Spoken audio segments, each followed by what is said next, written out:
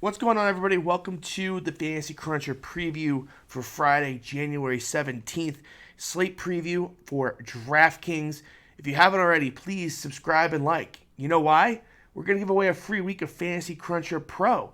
If you subscribe, if you like, and then in the comments section, leave your Fantasy Cruncher username with the player you think scores the most fantasy points. Don't even have to be right. We'll take all those eligible entries and we'll announce the winner on Monday's show. So we really appreciate it. Keep supporting us. Please, please, please subscribe, like, and leave those comments. We greatly appreciate it. It's an interesting 7-game slate today. Pretty interesting. We've got some injuries. We've got some stars. So we'll get started with Indiana and Minnesota. Karl-Anthony Towns is on the injury report with that illness, so it looks like the knee is ready to go. So he is probably trending closer to playing than you'd project. So if he plays 10-5 against the Pacers is cheap. I mean, could he be on a minutes restriction? I guess, but 10-5 for Towns is definitely an option at that point. Brogdon at 7K, good option here. Minnesota traded away T, gets maybe more Shabazz Napier at the point, and Shabazz bluntly just isn't the defender Teague is. So Brogdon should be able to get his way. So they played the other day, and he did quite well. Put up 37 fantasy points in only 31 minutes. So I think we could see more Brogdon in this game as well. The other guys are all kind of okay.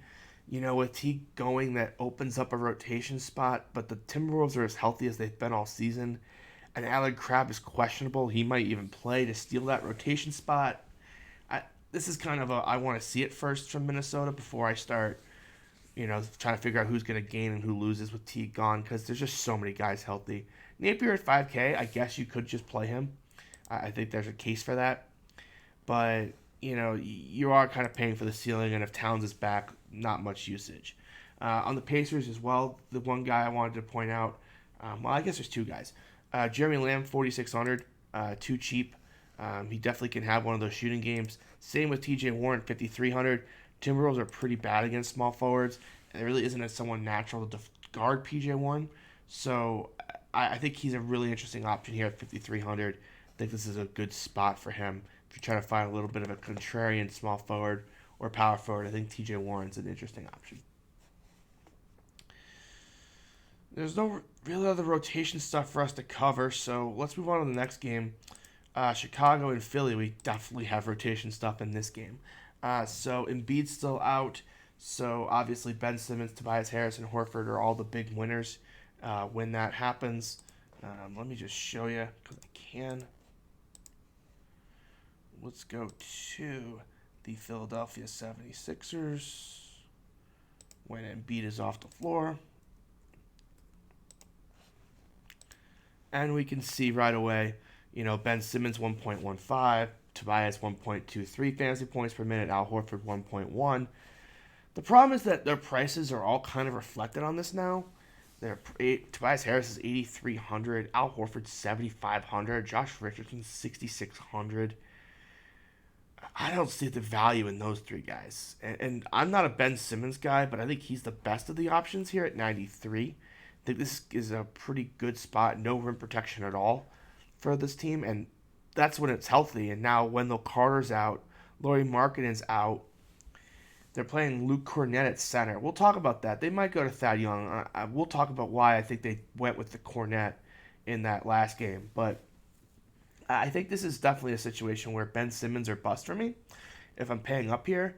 There's some other good studs on this slate. I don't know how realistic it is to get to them, especially with the other guys there and the price. But if you're looking for a contrarian stud, I would be staring right at Ben Simmons. He's torched the Bulls in the past in their lack of rim protection, and without Embiid there clogging up the lane, I really believe it's going to even be better today. For the Bulls, as I kind of mentioned, Wendell Carter's out. Lauri Markkanen played last game, and they still ran out Kornet. Gafford's out for a while, so it's going to be Kornet. So this is what I kind of wanted to show you. So Gafford gets hurt right away, and they go with Luke Kornet against Thomas Bryant, who decent enough center, but nothing like super overpowering and big. And then and they played Thad Young at the, what did they give him? Basically the 5-4. Um, he was playing some for Lauri Markkanen and some for um, Cornette. Basically, he ate all those backup minutes combined between the two of them. Felicia played a little bit in the second half, but mostly it was Thad playing the backup 4 and 5. I, I I can't help but think this is matchup based. Like Cornette against the Wizards. Actually, they started Imahimni too.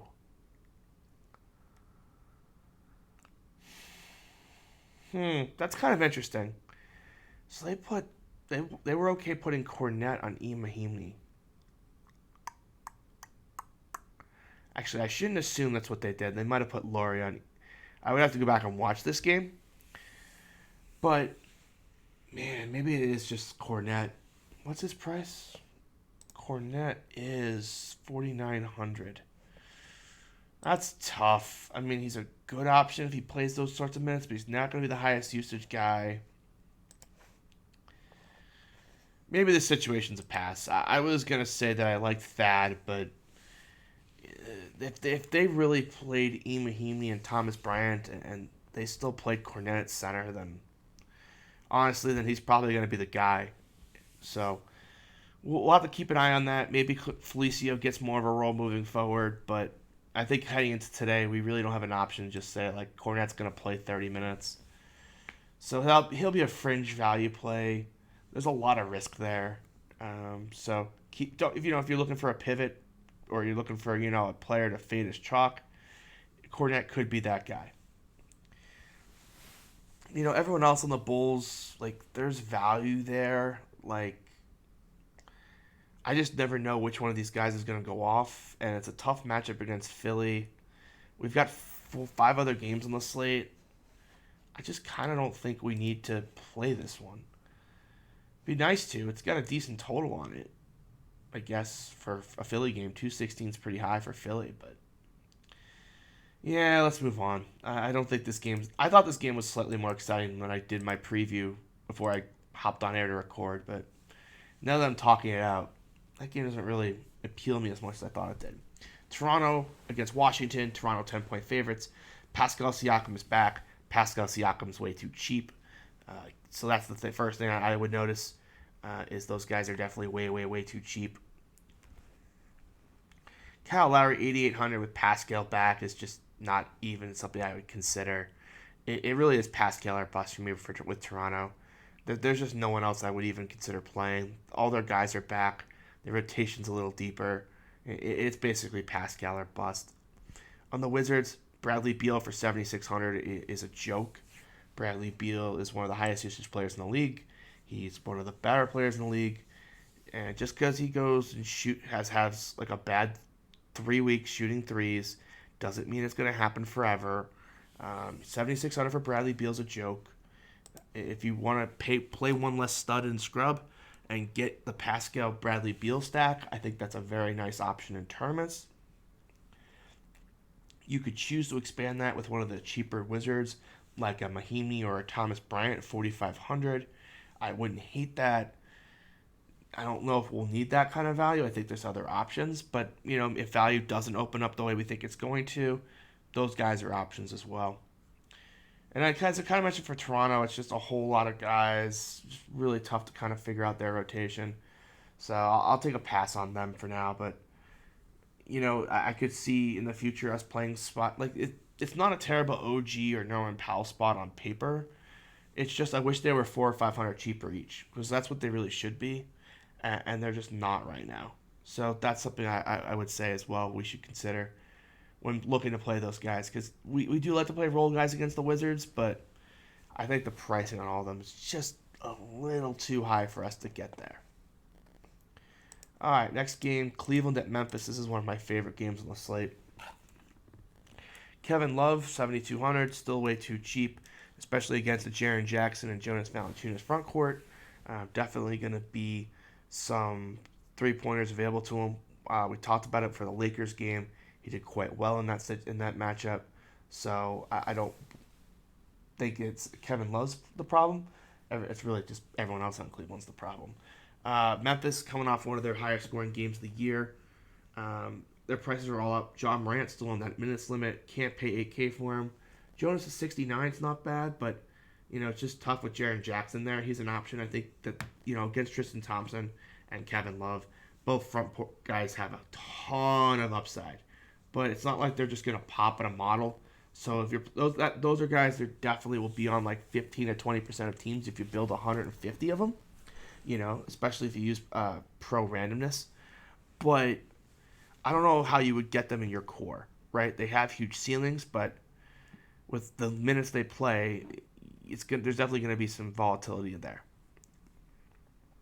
Dylan Brooks finally priced out of consideration for me. I love him. Just need him to have a couple bad shooting games. He'll be back in the 4Ks before we know it. Other than that, like Garland at 51 is probably just a smidge too expensive for me. I don't hate it. If you're looking for a GPP play, you can play Brandon Clark and hope one of the big men gets in foul trouble. CD Osman's been a guy who's been doing quite well. Last game without Kevin Love, he got the usage up, but ever since the Kevin Clark, no, it's the Jordan Clarkson trade. He's been using a little more usage, 4,700, a little more than I'd like to pay, but again, it's a pace up spot, nothing crazy here. That's it though.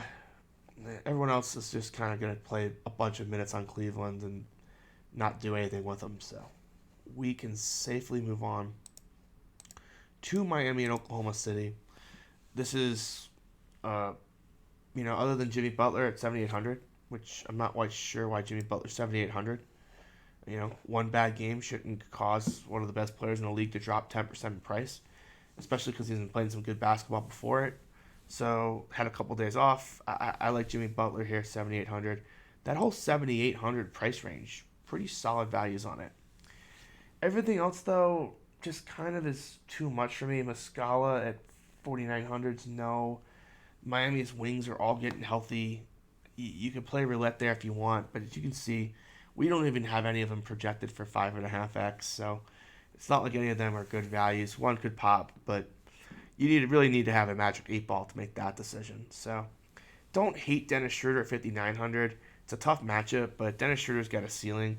I know he just had a really good game, but at 5,900, he doesn't even have to shoot lights out to pay off that price. So I don't mind him as well either if you're looking for a contrarian option. Paul Alexander, the matchup's just bad. I don't know how I would get there outside of a game stack, to be honest. Atlanta and Sacramento. That's not Sacramento. That's San Antonio. Atlanta at San Antonio. Atlanta traded for Jeff Teague. He's expected to miss this game. He'll play on Saturday.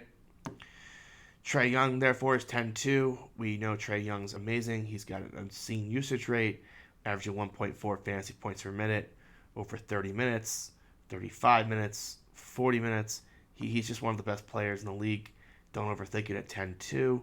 John Collins, again, this high 7K range. I harp on it, but, John Collins, again, played fantastic in that game against Phoenix, and his price went down just because he happened to play 29 minutes.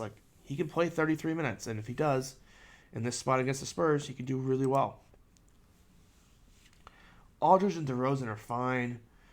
And then the rest of San Antonio, they're just playing a whole bunch of guys. Again, kind of Magic 8-Ball style. You can take a whiz at one. Wouldn't mind Trey Lyles, but I just kind of think that they won't close with them. So I hate playing guys that I just don't think have any closing equity. So that's always tough for me.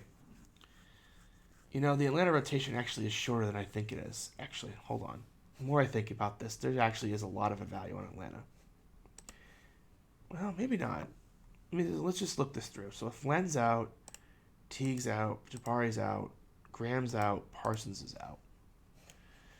That leaves us technically 12 guys. But Evan Turner basically has been benched for being terrible. Vince Carter can't play many minutes. So maybe this is a sneaky spot for Bembry to play big minutes or Kevin Herter to play huge minutes because they're going to need a fourth or fifth guy, and it could be Cam Reddish, it could be Hunter, but bluntly, if they were that confident in them, they wouldn't have gone out and got Jeff Teague. So I would be staring at Bembry 3,800. He could steal some minutes off the bench in this spot. I know he's only played 22 the last couple, but there's definitely some minutes there for Bembry. So that's actually a pretty sneaky value option. And Hunter and Reddish, too, are value plays in their option. They're the favorites to close. So you can't ignore a guy who's a favorite to close, even if his usage rate's going to be always a bit small due to playing on the same team as Trae Young and John Collins. But there's definitely some sneaky value options down here for sure. Same with Damian Jones, too. If Alex Len leaves, he could put up another solid performance. And we talked about the Spurs already. Just don't really... I don't know. DeJounte Murray, 5,400. He's too talented for that price. But, again, they just don't ever play him with Derek White. So it's just tough for him to get that minute ceiling unless he just goes completely bonkers. But I'm a huge fan of the player. I don't know. They just have this thing. They will not play DeJounte Murray and Derek White together. So until that gets fixed, it is going to be tough for him to get a 30-minute-plus minute projection from me. Final game of the night, Portland at Dallas. Kristaps Porzingis was supposed to play last game, then got late scratched. I'm personally ruling him out mentally. I don't think they're going to rush him back at this point. So Luka Doncic, 12-4, just going to go back to pre-Kristaps mode. He triple-doubled again. This is a good spot against Portland for him to do it another time. Doncic has just been absolutely unbelievable without Kristaps on the floor. Now, where it gets interesting is everyone on Dallas is priced as if Porzingis is going to play. And if he doesn't, there's some really intriguing value options here. Could be Tim Hardaway Jr. He definitely is the guy who can get hot off the bench. Well, I guess he starts, but he'll be on the bench if he doesn't shoot well. So kind of the streaky shooter bench type guy, even if he gets the first crack at it. Kleber's an interesting option. DeLon Wright's an interesting option. Seth Curry's an interesting option. So, Jalen Brunson's starting to get some life again. So there's a bunch of cheap guys down here. If we somehow, if one of these other guys just happens to get ruled out, definitely think then there's some upside in these Dallas cheap guys because then there's extra minutes available. One of these guys will pop. I mean, Tim Hardaway's the safest bet. He'll also be the highest owned. But, if DeLon Wright got hot and played 30 minutes, I wouldn't be like, oh my God, surprised. So, if you're looking for value, Dallas is definitely a potential spot for it. Portland, basically, the big four. It's Damian Lillard, it's Hassan Whiteside, it's CJ McCollum, it's Carmelo Anthony. I've been on this. The Whiteside is clearly a 10K player train. He was on his way and then just finally had just a random bad game where he only put up 15 and 14. And then I don't know what happened in that Charlotte game, but he's been fantastic. The vast majority of these games, 8,400, 45, 60-point ceiling. I love the spot here against Dallas. So I don't mind him at all at 8,400. But McCollum's too cheap. Carmelo's too cheap. Lillard's too cheap. This is going to be one of the higher scoring games on the slate. So if you're looking for a late night hammer, this is your game. Again, there's a lot of good superstars on the slate, and we'll talk about that here in a second. And then we'll kind of rank them. But it's definitely an intriguing one because this is definitely a game that you know where the usage is coming from, and you're not also paying through the nose for it, which is a rarity. All right, so let's just kind of do a little bit of a rewind here. So star-wise, the guys we have projected over 10K on the slate, Trae Young, Doncic, and Towns. Young and Doncic are fantastic options, but Simmons is a fantastic pivot along with Lillard and Whiteside. In terms of value, the best value is DeJounte Murray, but we talked about how that's really kind of hit or miss. Brogdon, that's whole 7K range of guys we talked about. John Collins, those guys are good options. TJ Warren. And then, we talked about the punts potential on Atlanta, Dallas, And there was the third team, Chicago. So this is one of those interesting slates. That this isn't a gimme. It's not like you have all this super clear value at this point. Now, will some open up? Sure, it always does, right? But this is definitely one of those slates that you guys are gonna have fun with. It's a good fun slate. So I really appreciate you watching. If you haven't already, please subscribe, like, leave your Fantasy Cruncher username in the comment section with the player you think that will score the most real life points today, and we'll enter you in a drawing to get a free week of Fantasy Cruncher Pro. If you're looking for all the more up-to-date information, including all of our tools at Fantasy Cruncher, feel free to head over to fantasycruncher.com. All our articles are free, so looking for some articles throughout the day, check us out, fantasycruncher.com. And with that, guys, I'll see you Monday.